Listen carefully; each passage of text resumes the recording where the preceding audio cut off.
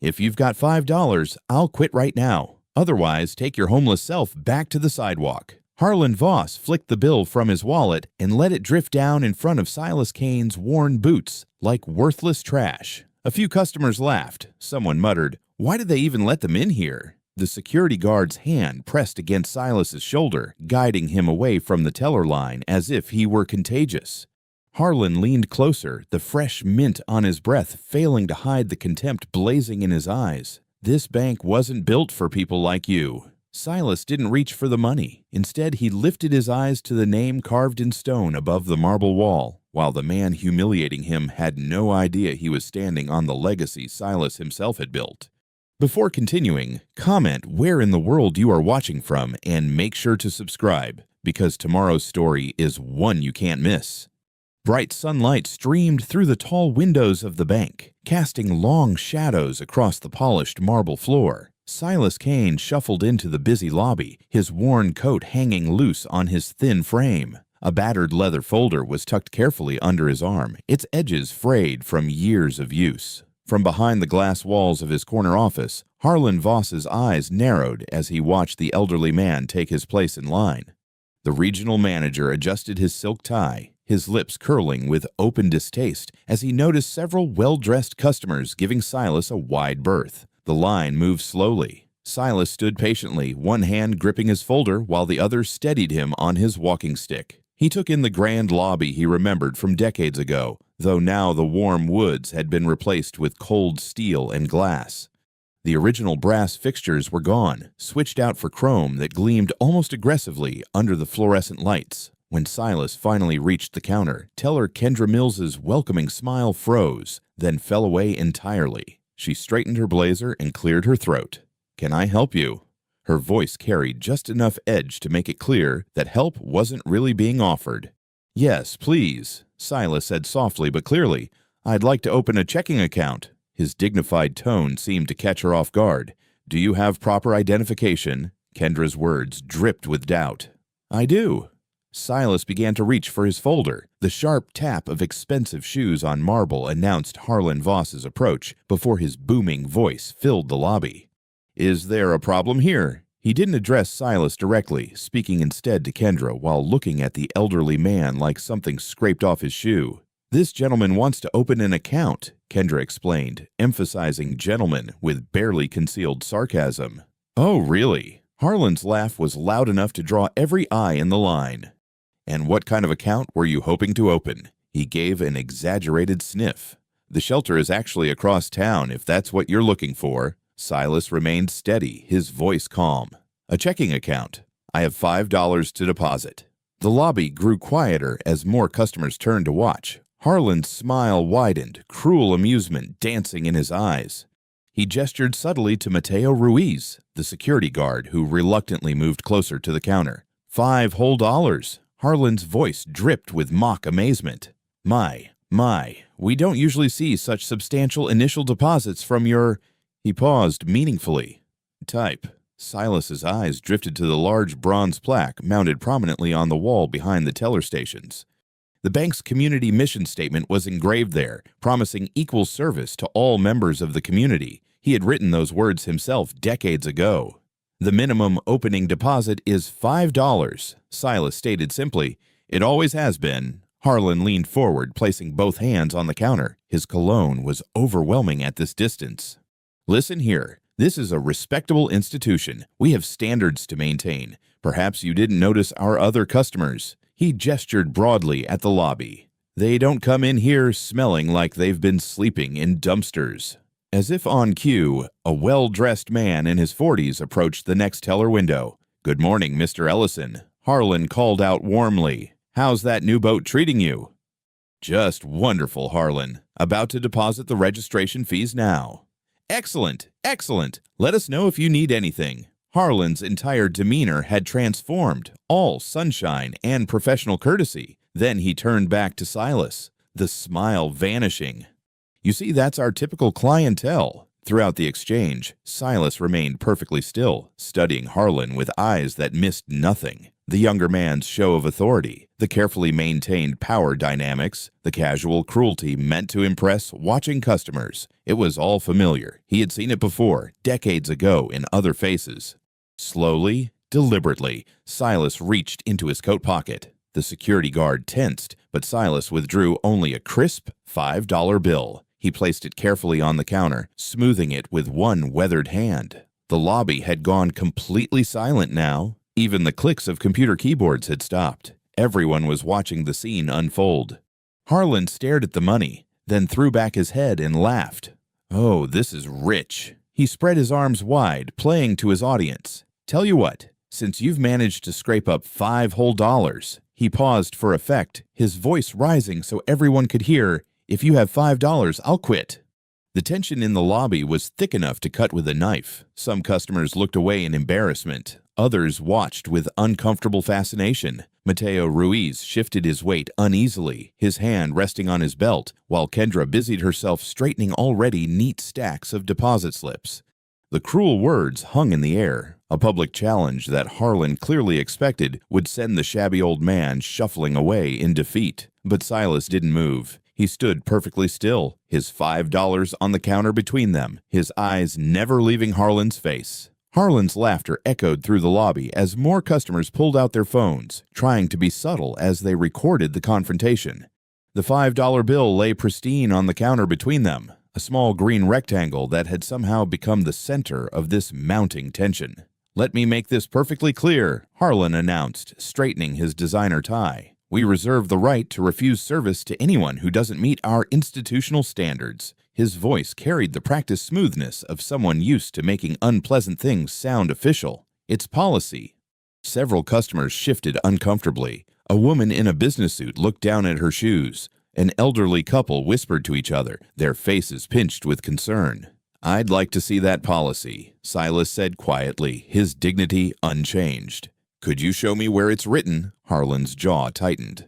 He turned toward Mateo, who stood rigid and uncertain near the counter. "Mr. Ruiz, please move this individual along. He's disrupting business." Mateo took a hesitant step forward, his face betraying his discomfort. "Sir, if you could." "The policy," Silas repeated calmly. "I'm sure Mr. Voss can point to the specific regulation."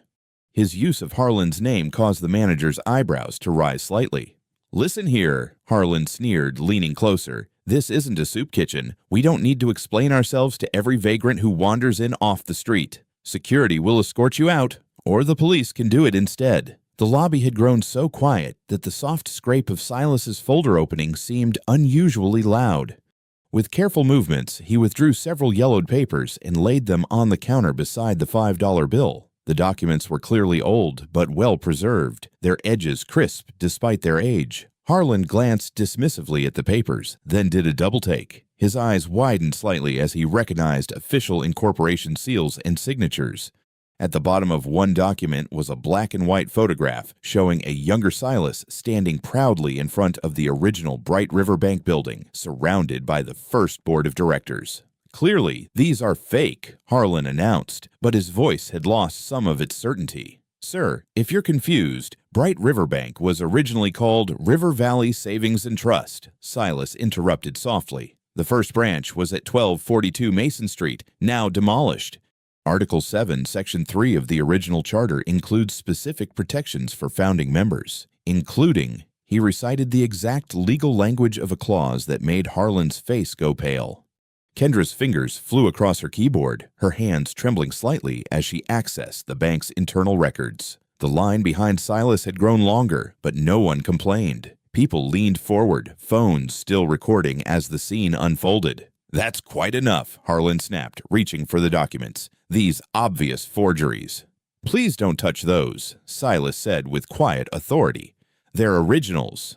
More employees had gathered behind the counter now, watching the confrontation with growing unease. A young loan officer whispered something to her colleague, who shook his head in disbelief. Kendra's sharp intake of breath cut through the tension. Her screen displayed an old employee file, one that had been buried deep in the system but never deleted. There was no mistaking the younger version of Silas in the profile photo or the title beneath it.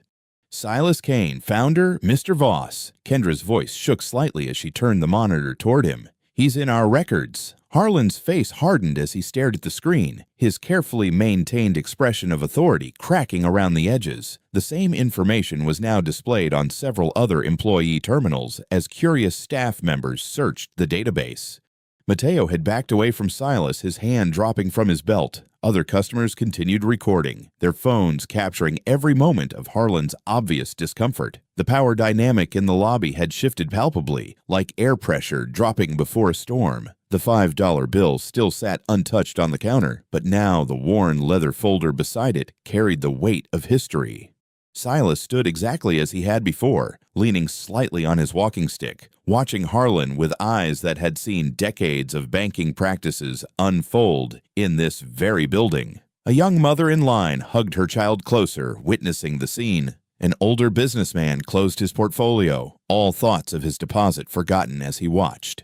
The usual sounds of a busy bank, shuffling papers, clicking keyboards, murmured conversations, had all ceased, leaving only the soft hum of the air conditioning and the barely audible sound of phone cameras recording.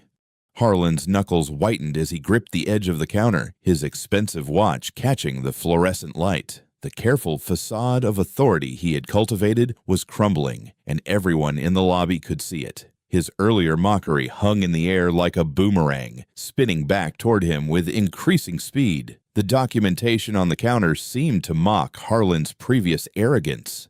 The incorporation papers, the founding photograph, the signatures that had shaped this institution, they all testified to a history he had ignored, a legacy he had disrespected. His face had transformed from smug superiority to rigid hostility as the truth became undeniable. Kendra's whispered words had shattered his control of the situation, and now Harlan stood frozen, trapped between his earlier cruelty and the growing realization of exactly whom he had tried to humiliate. Harlan grabbed Silas's elbow, his fingers digging in with unnecessary force. "Step into my office," he commanded through clenched teeth. The lobby had become uncomfortably silent, watching the confrontation unfold like a slow-motion car crash. Mateo trailed behind them, his security badge catching the fluorescent light. His dark eyes darted between Harlan and Silas, clearly torn between his duty and his conscience. The young guard's hand rested uneasily on his belt as Harlan practically dragged Silas toward the manager's desk. "Sit," Harlan ordered, pointing to a chair. When Silas remained standing, Harlan's face flushed darker. "Fine. You claim to be Silas Kane. Prove it. Show me current identification." Silas reached into his worn coat pocket with deliberate slowness. He produced a weathered wallet, removing an old driver's license. The plastic was scratched, the photo faded, but the name and face were clear enough. Next came a yellowed letter, signed by the original board of directors, thanking Silas for his visionary leadership. Harlan snatched both items, examining them with exaggerated skepticism. His manicured fingers left smudges on the old license. These could be fakes. Anyone could forge. "Call Reginald Thorpe," Silas suggested quietly. "He'll remember me." Harlan's eyes narrowed, but he reached for his desk phone. He punched in numbers with sharp, angry jabs, putting the call on speaker. The ring echoed through the tense office. Thorpe speaking. The voice that answered was smooth and cultured, carrying the weight of authority. "Mr. Thorpe, this is Harlan Voss at the downtown branch. We have a situation." Harlan's tone had shifted to something more deferential. "There's someone here claiming to be Silas Kane." A heavy pause filled the line. When Thorpe spoke again, his voice carried a dismissive chuckle. "Silas Kane? That's unexpected and quite impossible." "Hello, Reginald," Silas said clearly. Another pause, shorter this time. "Ah, I see." Thorpe's voice hardened slightly. "Mr. Kane sold his interests in this institution many years ago. If someone is there claiming otherwise, they are either confused or not well." Harlan's confidence visibly grew with each of Thorpe's words. "He has some old documents which mean nothing." Thorpe cut in smoothly. "The sale was completely legal. All shares were transferred. If this person is disrupting business, you should handle it appropriately." "Thank you, sir." Harlan's smile had turned predatory. He ended the call and stood, straightening his suit jacket. "You heard Mr. Thorpe. You have no standing here." Through the glass walls, customers were still watching, phones still recording. A young woman in business attire was typing rapidly on her phone, uploading what she had captured. The video would be viral before the hour was out. "This man," Harlan announced loudly as he stepped back into the lobby, "is trespassing. He's disrupting legitimate business with false claims." He turned to Mateo. "Please escort him from the premises for everyone's safety." Mateo shifted uncomfortably, his dark eyes meeting Silas's. "Sir, I don't think—" "Are you refusing to do your job?" Harlan's voice carried a clear threat, "because that can be addressed immediately." Mateo's shoulders slumped slightly. He had rent due next week, a sister in college. "Please come with me, sir," he said quietly to Silas. More phones appeared as Mateo gently took Silas's arm. The contrast between Mateo's careful touch and Harlan's earlier roughness was stark. Silas didn't resist. He moved slowly but steadily toward the exit, his eyes drawn again to the mission statement mounted on the wall. The words seemed to mock the scene. "Serving our community with integrity since 1978. Silas studied them as if measuring the distance between promise and reality, between what he had built and what it had become. The automatic doors slid open, letting in a blast of hot air. Traffic noise flooded the lobby, cars honking, buses hissing, the city moving relentlessly forward. Harlan stood watching, arms crossed, victory etched in his stance. But before stepping out, Silas turned. His movements were unhurried as he leaned closer to Harlan. The manager instinctively pulled back, but Silas's words reached him clearly. "I didn't come for $5. I came for accountability." The harsh sunlight swallowed Silas's figure as he stepped outside. The automatic doors whispered shut behind him, leaving Harlan standing in the artificial cool of the lobby. The $5 bill still lay on the counter where it all began, now surrounded by scattered papers and forgotten transaction slips. Mateo remained by the door, his posture rigid with discomfort. Other employees pretended to be busy, but their movements were mechanical, distracted. The customers who had witnessed everything were still frozen in place, their phones gradually lowering as the scene concluded. Harlan tugged at his tie, trying to project authority despite the sweat beating at his temples. He cleared his throat.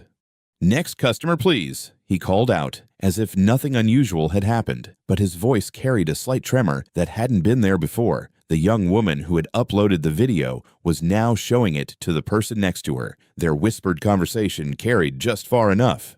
"Did you see how he treated that old man? And he's the founder."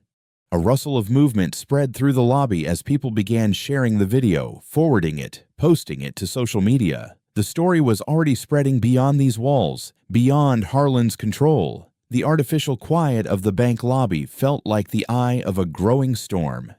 The blue light from Brooke's phone cast shadows across her living room as she scrolled through her social media feed. Empty takeout containers littered her coffee table. Another late dinner after a long day chasing leads at the newspaper. A video auto-played, the sounds of a bank lobby filling her apartment. Her thumb froze mid-scroll. The elderly man in the worn coat. She knew that face. Even through the shaky phone footage, she recognized the dignified tilt of his chin, the careful way he held himself. Her grandfather, Silas Kane. "Oh my God," she whispered, turning up the volume. The footage was damning. The sneering bank manager, the casual cruelty, the forced removal. Comments flooded the video. Another entitled boomer making trouble. Who shows up with $5 nowadays? Bet he's just confused and lost. That manager should be fired. Brooke's hands shook as she watched it again and again. 5 years since she had last seen him. 5 years of believing he had abandoned their family, walked away from everything he had built. But here he was, being humiliated in the very bank he had founded. She grabbed her keys, knocking over a cold cup of coffee in her haste. Her journalist instincts kicked in. She had contacts, ways to trace people. 3 phone calls later, she had an address, a boarding house in the old part of town where rent was cheap and questions were few. The drive took 20 minutes. Brooke rehearsed her anger in the car, all the things she had wanted to say for years about leaving them, about the silence, about her grandmother dying without him there. The boarding house was a faded Victorian, paint peeling around sagging window frames. Window units hummed against the evening heat. A flickering porch light illuminated the worn steps as Brooke climbed them. Room 2B. She knocked sharply. Footsteps approached, measured and unhurried. The door opened, and there he was, closer than he had been in years. Silas looked tired, the day's confrontation weighing on his shoulders, but his eyes were clear and alert. "Brooke," He said her name softly, like a prayer. $5. Her voice cracked. You show up after all these years for $5? He stepped back, holding the door wider. Come in, please. The room was small but meticulously organized. A narrow bed, a desk covered in papers, walls lined with filing cabinets. No photos, no personal touches. It looked more like an office than a home. Why? Brooke demanded, standing rigid just inside the door. Why did you leave us? Why are you living like this? What was that scene at the bank about? Silas settled heavily into a desk chair, gesturing for her to take the room's only other seat. I never left. Not really. You disappeared. I was forced out, he corrected quietly. Legally cornered. They threatened to destroy the bank's reputation, to drag your grandmother's name through the mud, to make sure your mother never worked in finance again. Brooke's journalism training kicked in. Who threatened you? Reginald Thorpe, the board. They saw an opportunity when the recession hit, used it to push me out, change the bank's direction, but they made a mistake. He reached for a filing cabinet drawer. They thought I'd just fade away. He pulled out a thick binder, then another and another. Each was carefully labeled with dates spanning the past 5 years. I stayed close, he continued, opening the first binder. Watched, gathered evidence, built a case. Brooke leaned forward, professional instincts overtaking personal hurt. The binders contained loan denial letters, printed emails, spreadsheets tracking foreclosure patterns. Her trained eye caught the coding, certain neighborhoods marked for enhanced scrutiny, loan terms suddenly changing for specific demographics. Look at the zip codes, Silas said, pointing to a highlighted column. Compare them to census data. Look at the denial rates versus credit scores. Brooke's fingers traced the patterns emerging from the data. Systematic discrimination. They were targeting minority neighborhoods. They were using complex financial products to hide it. Pushing adjustable rates in certain areas, knowing the borrowers won't understand the terms, setting people up to fail. But why go in today? Why let them humiliate you on camera? Silas's eyes held a deep sadness. Because sometimes injustice needs a face. Sometimes people need to see cruelty in broad daylight to recognize what's happening in the shadows. Brooke picked up another document, internal emails discussing neighborhood cleanup through strategic foreclosures. Her reporter's mind was already organizing the story, the data, the paper trail, the human impact. The bank I built was meant to lift people up, Silas said, his voice heavy with purpose. To give chances to those other banks ignored, to strengthen communities, not destroy them. More documents covered the desk. Performance reviews praising managers for aggressive acquisition strategies, bonus structures tied to foreclosure rates, training materials teaching how to deny loans while avoiding discrimination claims. Brooke looked up from a particularly damning memo, meeting her grandfather's steady gaze. The years of silence, of assumed abandonment, shifted in her mind. He hadn't run away. He had been gathering ammunition. They turned my bank into a weapon, Silas said simply. Brooke reached for her reporter's notebook, already clicking her pen. Then we expose it. The boarding house kitchen was barely big enough for 2 people. A single bulb cast harsh shadows across decades-old documents spread on a scratched formica table. Steam had long since stopped rising from their untouched teacups. Look here, Silas said, pointing to a yellowed page of dense legal text. Section 7, subsection C of the original bylaws. Brooke leaned closer, squinting at the faded type. Her reporter's notebook was already half full of hurried observations and quotes.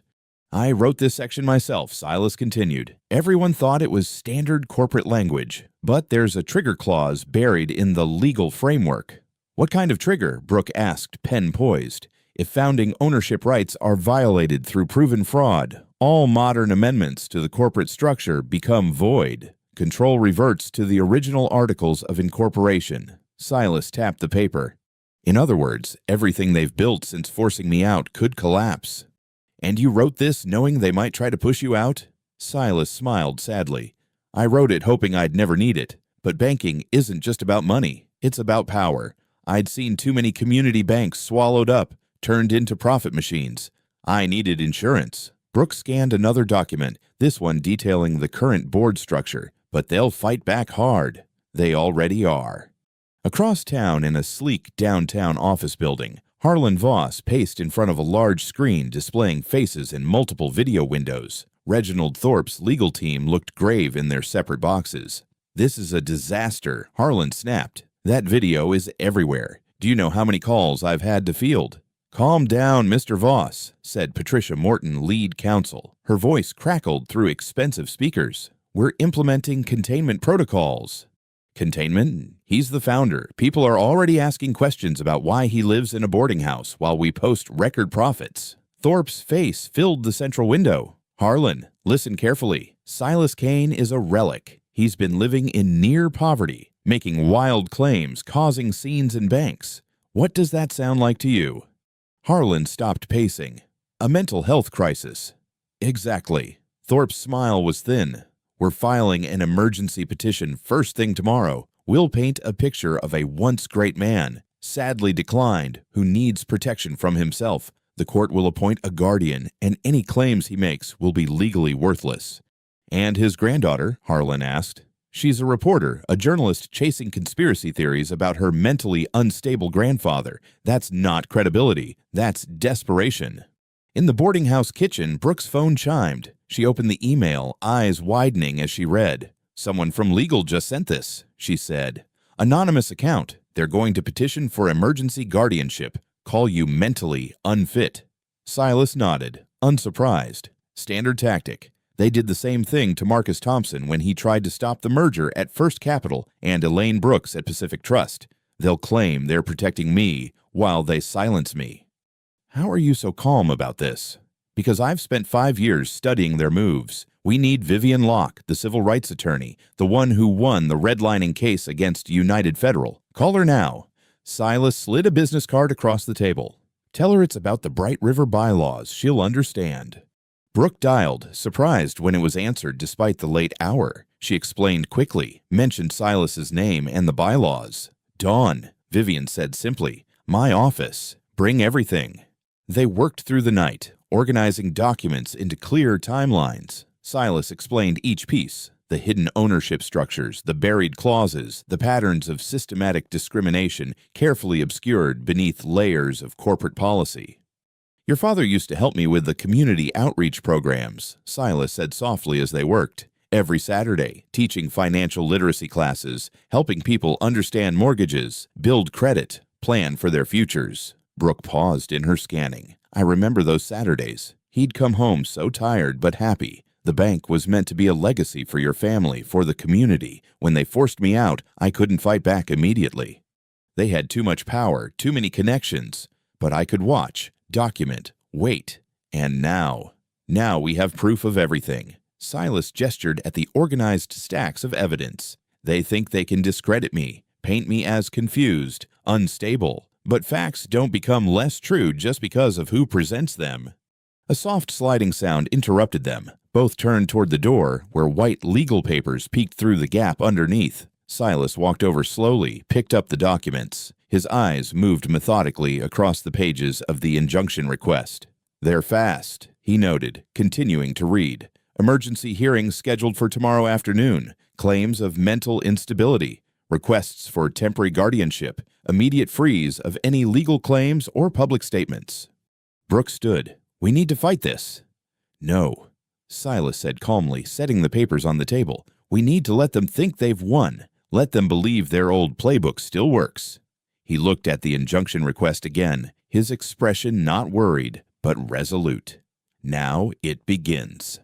The single bulb flickered overhead, casting long shadows across the evidence of decades of corruption waiting to be exposed. The sun was barely creeping over the horizon when Brooke's car pulled into Eddie's diner parking lot. The neon open sign buzzed faintly in the pre-dawn gloom. Inside, only 2 booths were occupied, one by a sleepy truck driver and the other by a distinguished-looking black woman in her mid-60s already working through a stack of legal papers. Vivian Locke didn't look up as Brooke and Silas slid into the vinyl booth. She finished annotating her current page, then raised sharp eyes that missed nothing. You look exactly the same, Silas, she said, her voice carrying quiet authority. Though I wish we were meeting under better circumstances. Thank you for seeing us so early, Silas replied, setting his worn leather briefcase on the table. A waitress approached with coffee, but Vivian waved her away with practiced politeness. Let's get straight to it. Show me everything. Silas began methodically laying out documents in precise chronological order. It started in 1998. The board brought in new investors, claiming they needed capital expansion. For the next hour, he reconstructed the careful dismantling of his life's work. Missing shareholder certificates, board meeting minutes with suspicious gaps, voting records that didn't add up. Through it all, Vivian took rapid notes, occasionally asking razor-sharp questions that cut straight to legal vulnerabilities. "And here's where it gets interesting," Silas said, pulling out a yellow document. The original Articles of Incorporation included a founder protection clause that supersedes subsequent amendments if fraud is proven. Vivian finished, eyes gleaming. "I remember when you wrote that. Everyone thought you were being paranoid." "I was being prepared," Silas corrected quietly. Brooke pulled out her laptop, bringing up social media metrics. "The video from yesterday has over 200,000 views already. Comments are overwhelmingly supportive of Grandpa, angry at the bank. Local news is starting to pick it up." Vivian's expression grew serious. "They'll try to control the narrative, make Silas look confused, delusional, paint you as an angry granddaughter spreading conspiracy theories. They'll weaponize respectability, suits versus street clothes, corporate polish versus a boarding house address." "They already are," Brooke said, showing them her phone. The bank's PR team had just issued a statement. Bright River Bank is aware of a disturbing incident involving a former employee. While we sympathize with Mr. Kane's current situation, his claims about past involvement with our institution appear to stem from serious confusion. We are concerned for his well-being and hope he receives appropriate care." Vivian's lips tightened. Classic playbook. They'll build this narrative all day unless we move fast. She pulled out a legal pad. "Here's what we do. First, we file for emergency preservation of evidence. Everything from security footage to email archives. Second, we request a temporary restraining order against any retaliation against employees who might support Silas's version of events. Third, we demand immediate production of all historical shareholder records." Across town, Harlan Voss was already doing damage control. He had called an emergency staff meeting before opening hours. His usual polish showed signs of strain. "Listen carefully," he told the assembled employees. "Yesterday's incident was unfortunate. Mr. Kane is clearly a troubled individual who needs help. Corporate HR will be providing statements for you to sign, confirming his aggressive behavior." Kendra Mills, the teller, shifted uncomfortably. "But he wasn't aggressive at all. He was actually very polite. The statement simply confirms that his presence was disruptive to normal business operations." Harlan cut in smoothly. "We're helping him, really, making sure he gets proper care."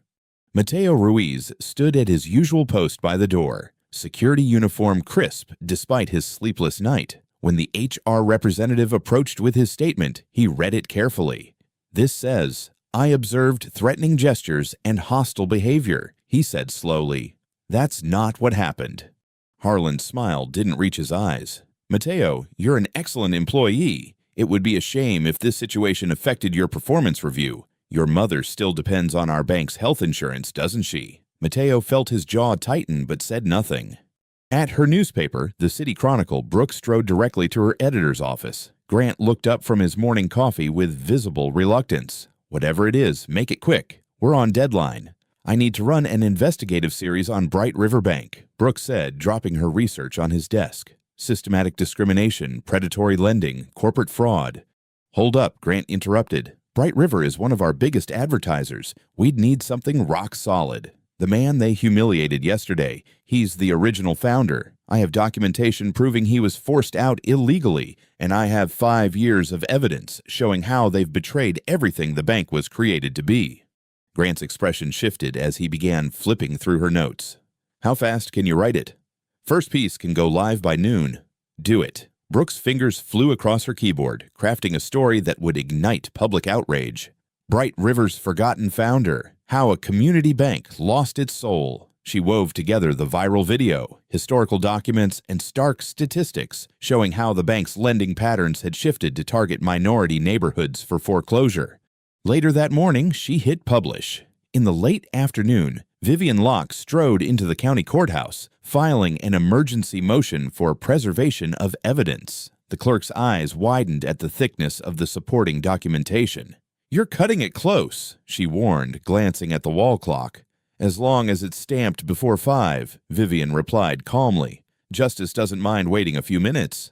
The late afternoon sun cast long shadows across Eleanor Hayes's small front yard. Yellow foreclosure notices fluttered in the breeze, taped haphazardly to her weathered blue door. Brooke stood on the cracked concrete path, notepad in hand, watching the elderly woman's fingers tremble as she pulled another notice down.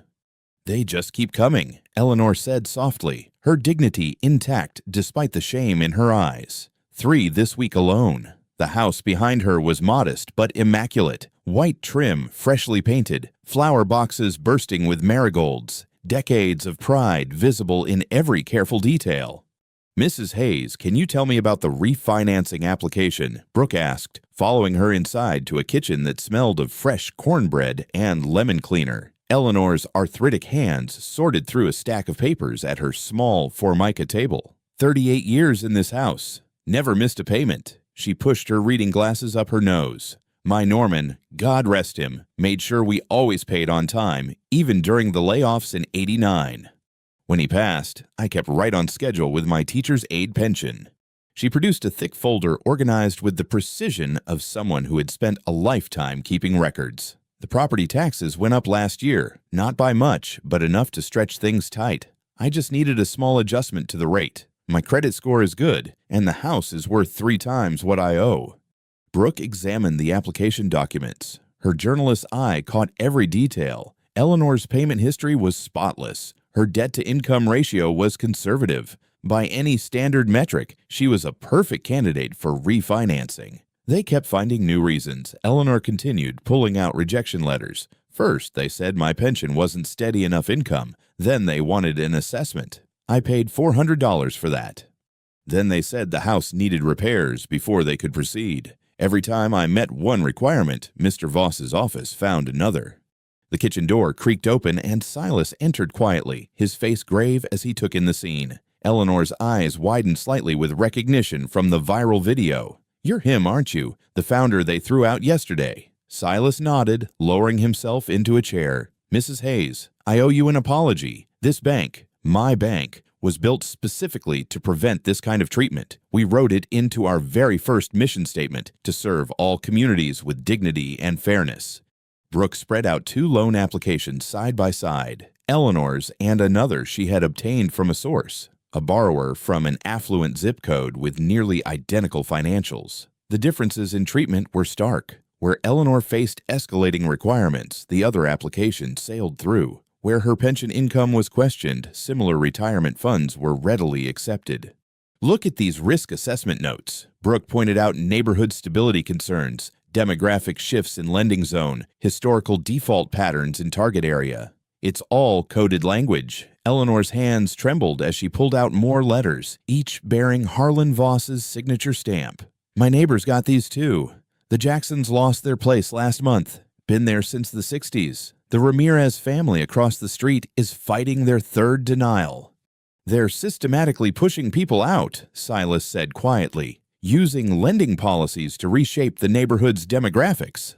Brooke's phone buzzed with an anonymous message.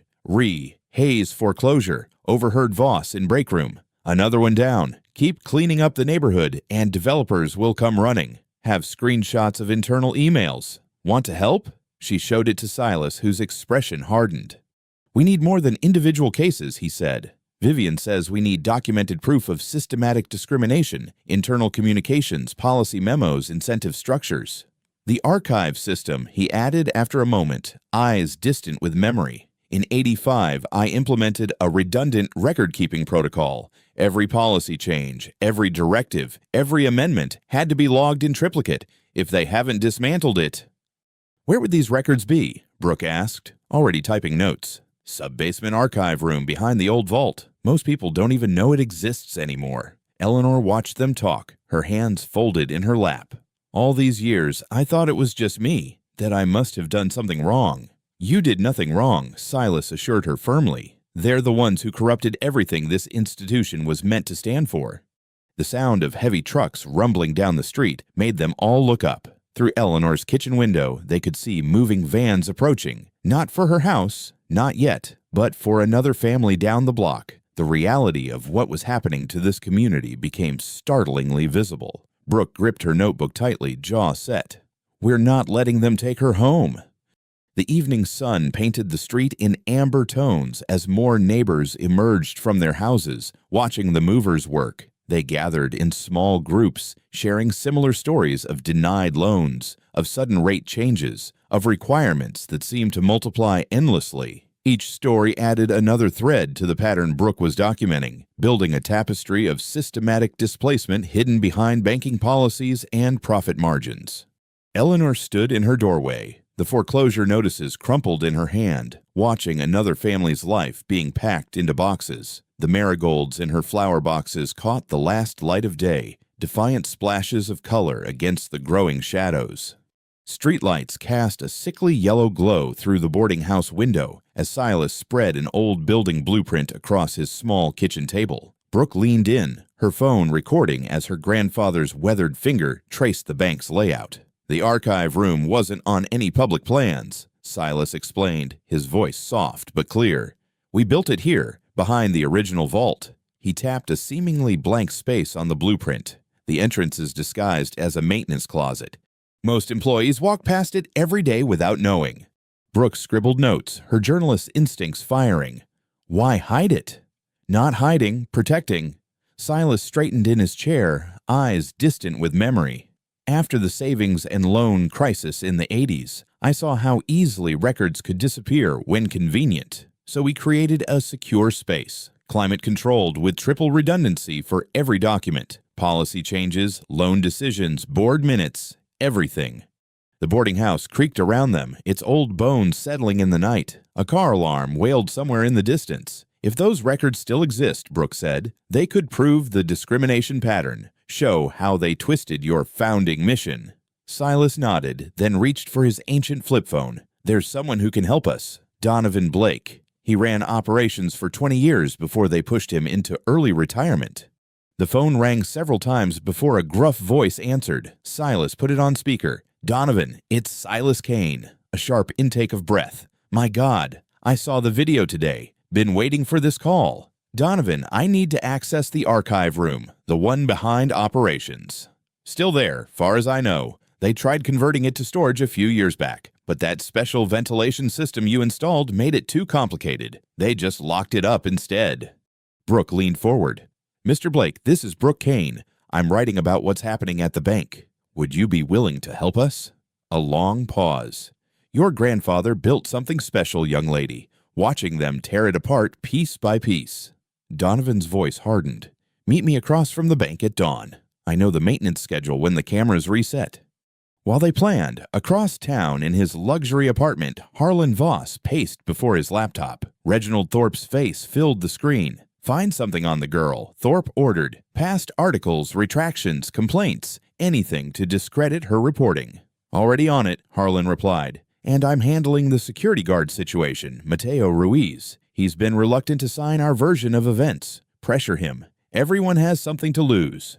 Harlan ended the call and pulled up the staff files. Mateo's employment record showed a sick mother, medical bills, a modest apartment he could barely afford. Perfect leverage. Back at the boarding house, Brooke refreshed her news feed. Her first article had exploded online. "Bank founder emerges to fight discrimination." Comments poured in from other customers sharing similar stories. "Look at this," she showed Silas. "The Hayes case isn't isolated. People are coming forward from all over the city." Silas studied the screen, his face tight with controlled anger. They didn't just corrupt the bank's mission, they turned it against the very people it was meant to protect. "We'll need legal grounds to access those archives," Brooke said. "Already handled," came a voice from the doorway. Vivian Locke stood there, briefcase in hand, looking sharp despite the late hour. "Court-approved request for specific document categories. They'll have to grant access or face contempt charges." The night wore on as they refined their plan. Vivian prepared legal arguments while Brooke drafted her next article. Silas sat quietly, memorizing the updated building layout Donovan had texted. Finally, the eastern sky began to lighten. They gathered their materials and drove separately to the bank, parking on side streets to avoid attention. The building's glass facade reflected the dawn's pink glow, making it look almost innocent. Donovan Blake waited in the shadow of an old oak tree, his retired security uniform still crisp after all these years. His face was lined with age, but his eyes were sharp as he watched the early morning cleaning crew enter through a side door. "Maintenance uses that service entrance," he explained quietly. "Camera blind spot between when the system resets. Guards change shifts at shift time." Silas nodded, recognizing the precision that had made Donovan an excellent operations manager. Brooke checked her watch. Once inside, Donovan continued, "You'll have about 12 minutes before the first employees arrive." The archive room lock was never updated. Too expensive to retrofit the specialized door. He reached into his pocket and withdrew a worn keycard, its magnetic stripe still dark despite years of disuse. "Never turned this in when they pushed me out. Figured it might matter someday." Silas took the card, feeling its weight. Not just plastic and metal, but years of accumulated purpose. "This place forgot who built it," Donovan said, his voice thick with emotion. "Forgot what it was meant to be." They watched the cleaning crew finish their rounds. The moment approached. Vivian gripped her briefcase containing the court order. Brooke checked her recorder. Silas held the keycard, his expression resolute. The morning traffic was beginning to build as they moved toward the bank's service entrance. Donovan's directions fresh in their minds. The weight of 30 years of hidden records waiting behind that unmarked door. The rented conference hall buzzed with tension as shareholders filed in, their leather shoes clicking against polished floors. Sunlight streamed through tall windows, casting long shadows across the mahogany table where Silas Kane sat quietly, his worn coat a stark contrast to the suit surrounding him. Brooke slipped into the seat beside him, dropping a thick folder of proxy forms onto the table. 32 signatures, she whispered, small shareholders from the early days. Most didn't even know they still had voting rights. Silas nodded, his eyes fixed on Reginald Thorpe's empty chair at the head of the table. Harlan Voss paced near the coffee station, his usual swagger dampened by nervousness. Vivian Locke arranged legal documents with military precision, each tab color-coded and annotated. The room filled with murmurs as board members recognized Silas, some averting their eyes, others staring openly. At precisely noon, Reginald Thorpe swept in, flanked by 2 corporate attorneys. His silver hair caught the light as he took his seat, offering the room a practiced smile that didn't reach his eyes. "Before we begin," Thorpe announced, "I must note this meeting's unusual nature." "Nothing unusual about shareholders exercising their rights," Vivian cut in, her voice carrying the weight of decades in courtrooms. "My client holds valid proxy votes." Harlan shifted uncomfortably as Brooke began distributing packets to each board member. Inside were loan denial statistics color-coded by neighborhood demographics. Eleanor Hayes's case sat on top, her perfect payment history highlighted in yellow. "The numbers speak for themselves," Brooke stated, standing to address the room. "Denial rates in minority neighborhoods are triple those in comparable areas. But it gets worse." She pulled out her phone, playing an audio clip of Harlan boasting about cleaning up neighborhoods through aggressive foreclosures. His face reddened as his own voice filled the room. Silas spoke for the first time, his quiet tone drawing everyone's attention. "I founded this bank to serve all people equally. These documents show systematic discrimination." A younger board member flipped through the packet, frowning. "These denial patterns, they're rather stark." "Meaningless correlations," Harlan interrupted, but his voice cracked slightly. Vivian stood, presenting a motion for immediate oversight. "Given the evidence of discriminatory practices, we move for an independent review committee." Several shareholders began whispering among themselves. An older woman in pearls studied Eleanor's loan file with growing concern. "And there's more," Brooke continued, producing a printed email. "This internal memo links executive bonuses directly to foreclosure rates. Mr. Voss received substantial payments for each property seized." Harlan's coffee cup clattered against its saucer. Thorpe tried to interject, but Vivian was faster. "I move to enter this document into the official record," she declared, passing copies to the corporate secretary. "Page 3 specifically mentions targeting certain neighborhoods for aggressive collection." The room temperature seemed to drop as shareholders digested the implications. A board member removed his glasses, polishing them nervously. Silas carefully opened his original copy of the bank's bylaws. Section 7, Paragraph 4 states clearly, upon presentation of credible evidence of systematic ethical violations, shareholders may vote to establish an emergency review panel. The board's secretary confirmed the clause's existence. Hands began rising around the table, shareholders requesting to be heard. "I've banked here 40 years, one man stated. "Never knew we were pushing people out like this." A woman in a blue blazer spoke up. "These foreclosure incentives, they're predatory, plain and simple." The meeting chair's gavel shook slightly as more voices joined in. Harlan loosened his tie, glancing desperately at Thorpe. Brooke watched the room's mood shift, hope rising in her chest. Decades of discrimination were finally coming to light. Even longtime Thorpe allies appeared shaken by the evidence. Silas's hands remained steady as he gathered his documents. For a moment, justice felt within reach. Then Reginald Thorpe rose slowly to his feet, his thin smile never wavering. The room fell silent as he reached into his briefcase, withdrawing a single sheet of yellowed paper. "This has been quite the performance," he said smoothly. "But before we continue this theatrical display, perhaps we should discuss the document that proves Mr. Kane has no shares at all." The words fell like stones into still water, ripples of shock spreading through the conference hall. The brief victory that had seemed so close just moments before hung suspended in the sudden tension. Thorpe held the yellowed paper aloft like a trophy, his manicured fingers gripping what he claimed was Silas's downfall. The conference room's air conditioning hummed as shareholders leaned forward, straining to see. "This transfer agreement," Thorpe announced, dated October 12, 1992, shows Mr. Kane voluntarily surrendering all shares to the board's voting trust. He passed copies around the table, each rustling sheet building tension. Brooke grabbed one, her journalist's eyes scanning every detail. The signature at the bottom matched her grandfather's perfectly, the same slight tilt to the K, the distinctive loop in the S. Her stomach dropped. "The document is properly notarized," Thorpe's lawyer added, pointing to the official seal, "and witnessed by 3 board members of that era." Silas stared at the paper, his weathered face tight with confusion. "I never signed this," he said, but his voice carried less conviction than before. Harlan Voss's smirk returned as he lounged back in his chair. "Memory's a tricky thing, isn't it?" Vivian Locke demanded to examine the original, but Thorpe's team was prepared. They projected high-resolution scans on the conference room screen, showing paper composition tests and ink dating analysis. "We anticipated this unfortunate situation," Thorpe said smoothly, "which is why we've already filed for emergency judicial review."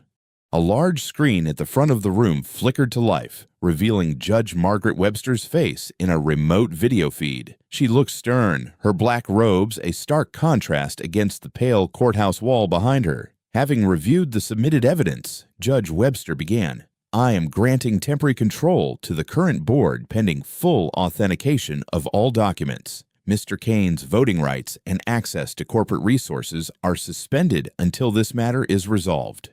Brooke watched helplessly as her careful investigation crumbled. Shareholders who minutes ago had seemed sympathetic now avoided eye contact, gathering their things and edging toward the door. Furthermore, the judge continued, "All discovery requests are stayed pending resolution of ownership claims." Vivian tried to object, but the judge's decision was final. The video feed cut out, leaving them in stunned silence. Through the conference room's glass walls, they could see reporters clustering in the lobby. Phones buzzed as news alerts went out. Brooke's screen lit up with the first headline, "Founders Claim Unravels. Documented proof shows no ownership." Her editor's name flashed on her phone. "Brooke," he said when she answered, his voice tight with stress. "The bank's lawyers just called. They're threatening a defamation suit over your articles. We need to print a retraction." "But the discrimination evidence," she started. "They're saying you knowingly published false claims from an unauthorized source. They have documentation, Brooke. We can't risk it." Social media exploded. Tweets questioned her integrity. Blog posts dissected her past articles, twisting quotes out of context. Comment sections filled with accusations about exploiting an elderly man for headlines. The conference room emptied quickly. Harlan made a show of collecting Silas's visitor badge, his victory evident in every movement. "Security will escort you out," he said, not bothering to hide his satisfaction. Thorpe paused at the door, turning back to face them. Mr. Kane, I truly hope you find the help you need. Perhaps your granddaughter should focus more on your care than on manufacturing scandals. The drive to Eleanor Hayes's street felt endless. The setting sun cast long shadows between the modest homes, making the sheriff's notices on Eleanor's door glow an angry orange. Moving trucks lined the curb, workers carrying out boxes of her life. Eleanor sat on her porch steps, a small suitcase at her feet. Her eyes were dry but empty as she watched her belongings disappear into the trucks, decades of memories reduced to inventory numbers on a clipboard. I called my niece in Atlanta, she said quietly when she saw them. She has a spare room. Brooke crouched beside her, rage building at the sight of this proud woman reduced to dependency. Mrs. Hayes, we're not giving up. We'll find a way. A sharp notification sound cut through the evening air. Silas pulled out his phone, his hand trembling as he read the message. They've frozen my accounts, he whispered. Every penny. The color drained from his face. He swayed slightly, reaching for the porch railing, but missing. Years of stress, age, and the day's brutal developments caught up in a rush. Grandpa! Brooke grabbed his arm as his knees buckled. They managed to get him back to his boarding house room. The bare walls and simple furniture, a stark reminder of how far he had fallen from his founder's office. He lay on the narrow bed, looking suddenly every one of his 78 years. They're erasing me again, he whispered, his voice thin with exhaustion and defeat. His eyes drifted closed, the fight seemingly drained from him. Brooke stood by the window, her hands clenched into fists as she watched the last light fade from the sky. Decades of her grandfather's work, Eleanor's home, her own professional reputation, all apparently demolished by a single piece of paper. She turned back to the bed, fury burning away her doubts. Not this time, she said, her voice hard with determination. The sharp knocking jolted Brooke from restless sleep. Morning light barely filtered through the cheap motel curtains where she had crashed after getting Silas settled. Her laptop still hummed from overnight research, scattered papers covering every surface. 3 more urgent knocks. Brooke grabbed her phone. Early morning. Through the peephole, she saw Mateo Ruiz shifting nervously in his security uniform, glancing over his shoulder at the empty hallway. She opened the door. Mateo, what are you— I'm sorry it's so early, he interrupted, his voice low and strained. But I couldn't, after yesterday, watching Mrs. Hayes. He swallowed hard. Can I come in, please? Brooke stepped aside quickly, clearing papers from a chair. Mateo perched on the edge, his hands clasped tightly together. Harlan pulled me into his office last night, Mateo started. Wanted me to sign a statement saying your grandfather was aggressive, that he threatened staff. His jaw clenched. Said if I didn't play ball, I could kiss my job goodbye. My mom's medical bills, my sister's college fund. He knew exactly where to push. But you didn't sign. Brooke reached for her recorder, then hesitated, waiting for permission. Mateo nodded at the device. Record everything. I'm done being scared. He took a deep breath. There's something bigger you need to know. The bank. We keep everything. Years of security footage, all backed up off-site. Not just the branch cameras, conference rooms, offices, storage areas, even the executive floor. Brooke sat straighter. How far back? Policy says 7 years minimum, but the actual archives go back to when they first installed digital systems in the early 2000s. Mateo pulled out a small notebook. I wrote them all down, plus the vendor name and server locations. And Harlan doesn't know I have this access. Mateo shook his head. It's buried in the system permissions. But yesterday, I overheard him on the phone with someone laughing about Thorpe's old tricks and how it worked before. His expression darkened. Then this morning, they posted an emergency notice about accelerated document shredding for storage efficiency. Brooke was already dialing. Despite the early hour, Vivian Locke answered on the second ring. They're destroying evidence, Brooke said without preamble. Not if we move fast, Vivian replied. Is your witness willing to make a sworn statement? Yes, Mateo said firmly, loud enough to carry through the phone. Get to my office. I'll have a court reporter ready. We need this documented before they can pressure him to recant. Brooke ended the call and turned to Mateo. This is serious. Are you absolutely sure? I watched them force that old lady out of her home. Mateo stood, straightening his uniform. My parents lost everything in a bad loan once. I won't be part of that system anymore. Brooke grabbed her laptop, then paused. We should get my grandfather. He might know something about the storage contracts. They found Silas already awake in his boarding house room, looking frail but alert in the morning light. When Matteo explained about the footage archives, Silas's eyes sparked with recognition. Data Vault Solutions, that was the original vendor name. I insisted on long-term backup redundancy when we first went digital. Too many lost documents in the old days. He smiled faintly. Check under their subsidiary, Secure Archives Limited. The contract renewal would have been automatic under the original terms. Brooke's fingers flew across her laptop keyboard. Got it. Parent company still active. Same storage facility. She turned the screen to show business registration records. They can't claim these archives don't exist. Matteo checked his watch. I'm supposed to start my shift in 2 hours. Call in sick. Vivian's voice was firm through the speakerphone. We need to get your statement documented now while the evidence is intact. They helped Silas into Brooke's car. The morning traffic still light as they crossed town to Vivian's office. The elderly lawyer was waiting at her desk, a court reporter already set up in the conference room. Matteo sat straight-backed as he detailed everything: the access codes, Harlan's threats, the overheard conversations about document destruction. The reporter's fingers flew across her stenotype machine, capturing every word. And you're making this statement of your own free will? Vivian asked formally. Yes. Matteo's voice was steady. I understand I might lose my job, but keeping quiet, that means losing something bigger. Vivian handed him the printed affidavit. Read every word carefully. This is your shield and your sword. Matteo read slowly, then signed with careful precision. The court reporter notarized it immediately. Brooke watched the notary stamp press into the paper, making it official, making it real. Her heart pounded with the weight of what they had just gained and what they might find in those archived recordings. Vivian gathered the documents, her movements precise and purposeful. She looked at each person in the room, Matteo with his unwavering conscience, Silas with his decades of painful knowledge, Brooke with her investigative fire. Now we hunt the truth, Vivian said, holding up the notarized affidavit, with proof they can't bury. The small house on Maple Street looked exactly as Brooke remembered from childhood visits. Neat flower boxes, faded green shutters, brass numbers slightly tarnished. Martha Wilson, her grandmother's closest friend, had kept it virtually unchanged since Rebecca Kane's passing 5 years ago. Everything's just as she left it, Martha said softly, unlocking the front door. I dust weekly, but I never moved her things. Somehow it felt wrong.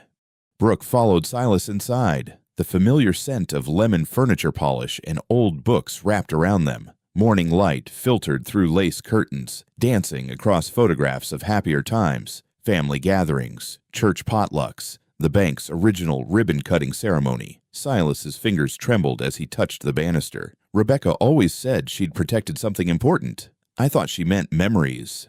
Where should we look? Brooke asked, noting how the house seemed smaller than in her childhood memories. The trunk, Silas said.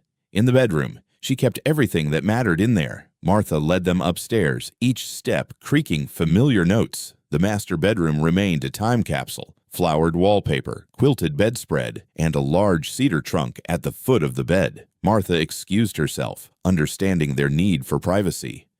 Silas knelt slowly beside the trunk, his joints protesting. The brass latch opened with a soft click. Inside, decades of life lay carefully preserved. Wedding photos, birth announcements, letters tied with faded ribbons, church bulletins marking every Easter and Christmas service. Brooke sat cross-legged on the floor, helping sort through the layers. Her grandmother's neat handwriting labeled everything: dates, occasions, names. Each item sparked a story from Silas. This was opening day, he said, holding a yellowed photograph. We gave out free piggy banks to the children. Rebecca insisted, said it would teach them to trust banks early. I remember mine, Brooke said. Pink ceramic with gold dots. They worked methodically through marriage certificates, property deeds, insurance policies, everything meticulously organized, but no share certificate. Wait, Brooke paused, lifting a well-worn Bible. The spine felt unusually stiff. This was Grandma's church Bible, right? Silas nodded. She read from it every morning at breakfast. Brooke ran her fingers along the spine, feeling something rigid beneath the binding. Carefully, she opened the Bible to where a pressed flower marked Psalms. Behind it, a faded prayer card showed the Lord's Prayer in elaborate script.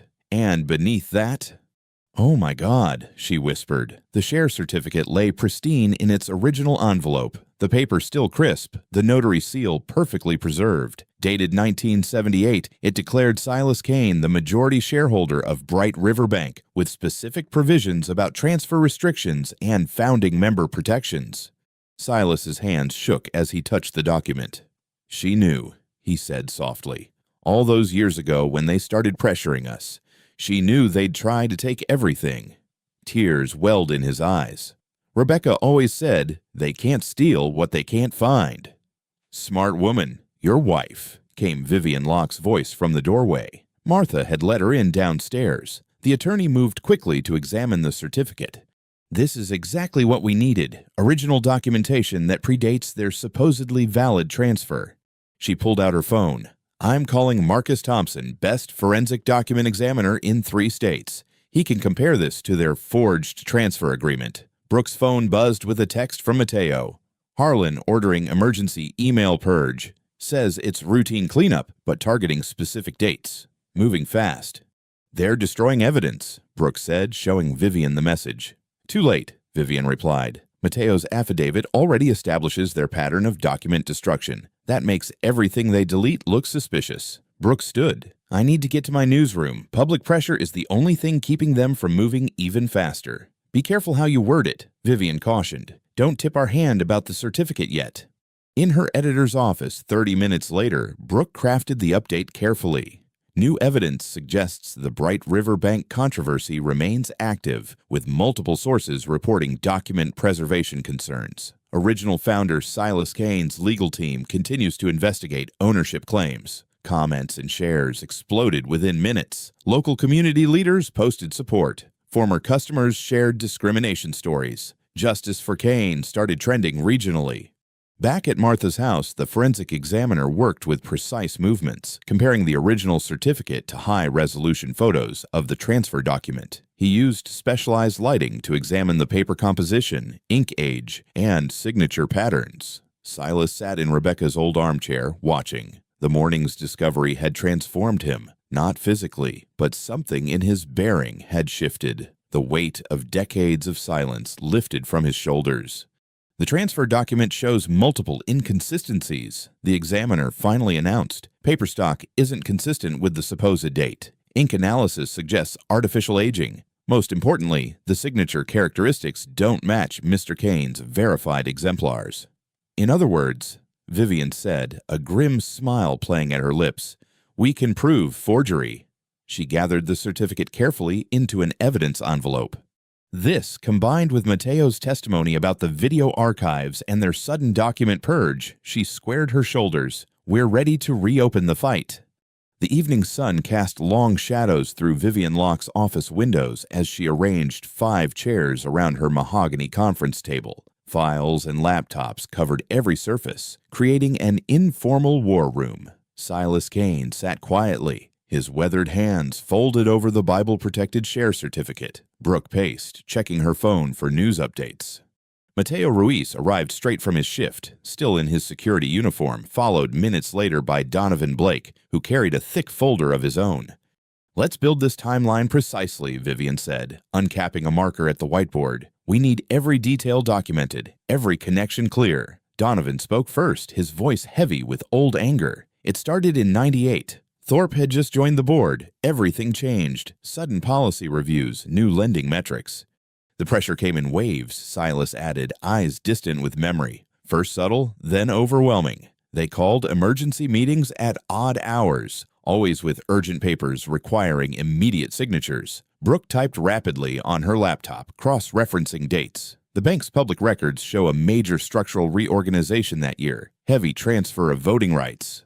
"December 12th, 1998, Donovan said suddenly, sitting straighter. "I remember because it was my wedding anniversary. Thorpe kept Silas late, insisted on reviewing routine documentation about branch operations. Mateo pulled out his tablet, fingers moving quickly through security system archives. The old camera system logged everything by date and room. Even if they deleted footage, metadata remains."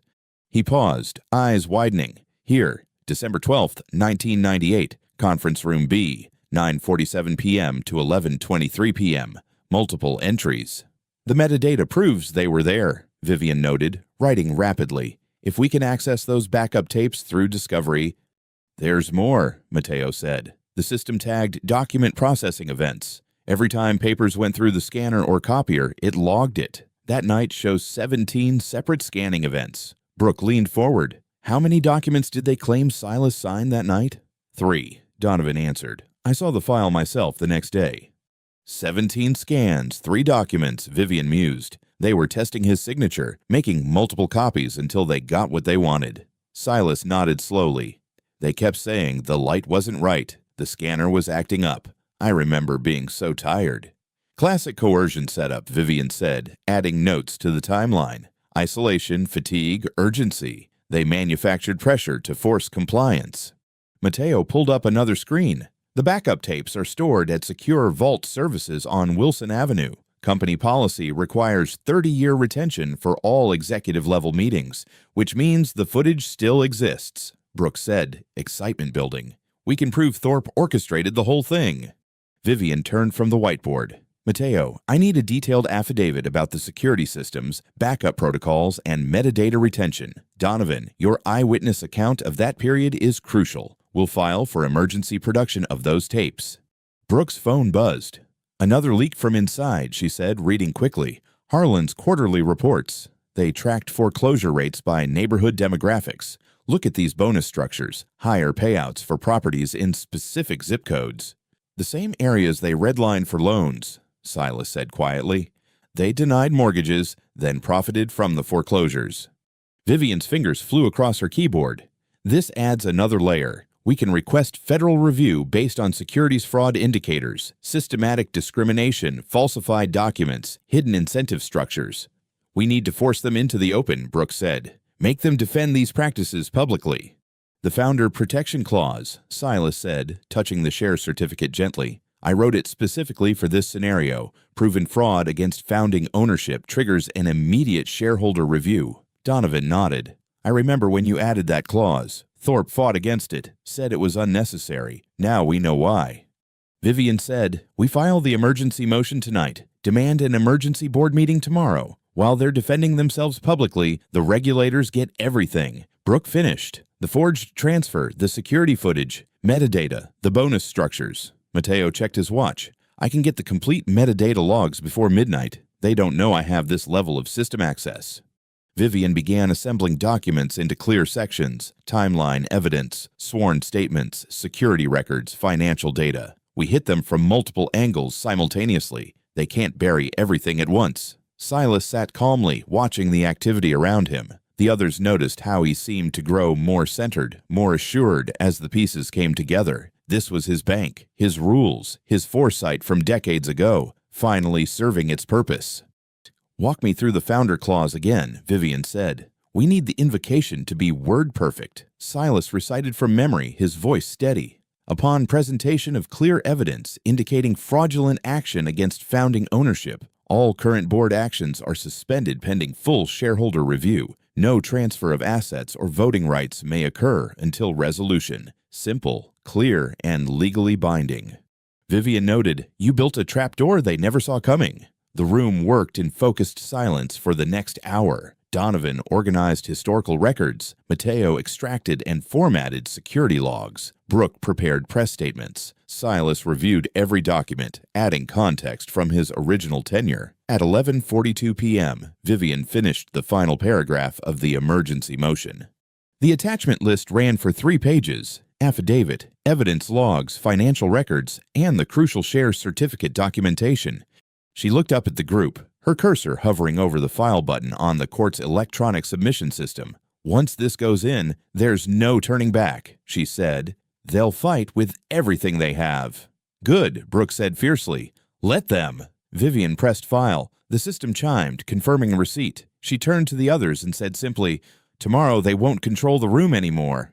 Morning sunlight streamed through the towering windows of Bright River Bank's executive boardroom, illuminating the tension-filled space. The massive mahogany table stretched the length of the room, surrounded by leather chairs occupied by board members, legal teams, and select shareholders. Their faces reflected varying degrees of concern and curiosity. Reginald Thorpe sat at the head of the table, his usual composed demeanor showing slight cracks around the edges, his fingers drumming quietly on the polished surface. Harlan Voss stood near the window, watching news vans gather in the parking lot below, their satellite dishes reaching skyward like metal flowers seeking the sun. "This is a waste of time," Harlan muttered, adjusting his expensive tie. "We should shut this down before—" The double doors opened. Silas Kane entered first, walking slowly but with unmistakable purpose. His worn coat had been replaced with a pressed suit that seemed to carry decades of dignity. Brooke followed, carrying a leather briefcase filled with documents, her journalist's notebook tucked under her arm. Vivian Locke completed the trio, her legal folders organized with military precision.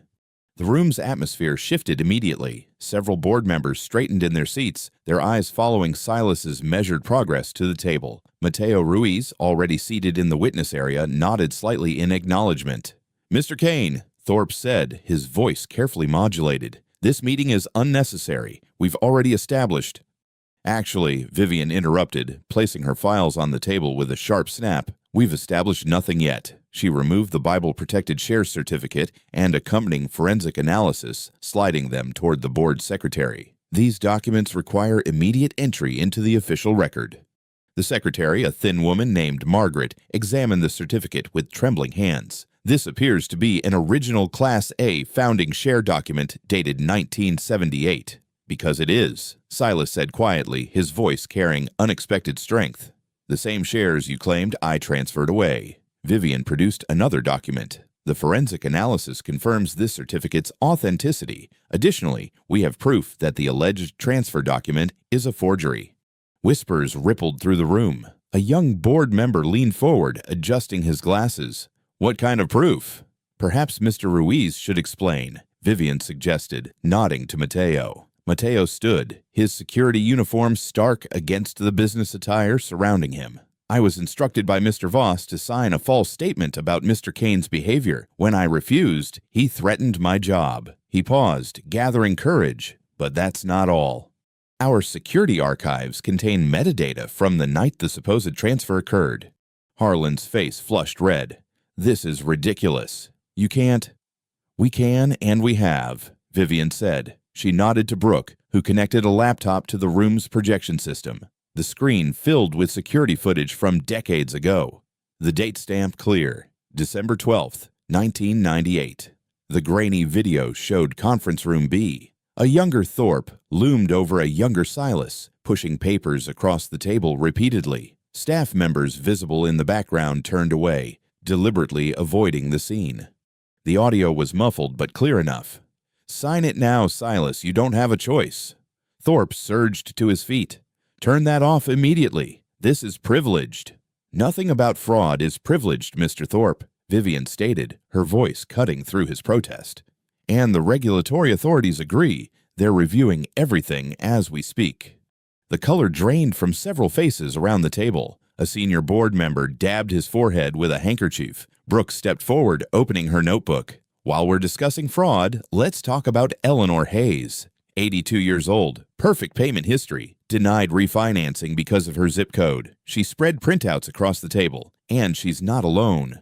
These documents show systematic denial of loans based on neighborhood demographics, coupled with bonus structures rewarding foreclosures in those same areas."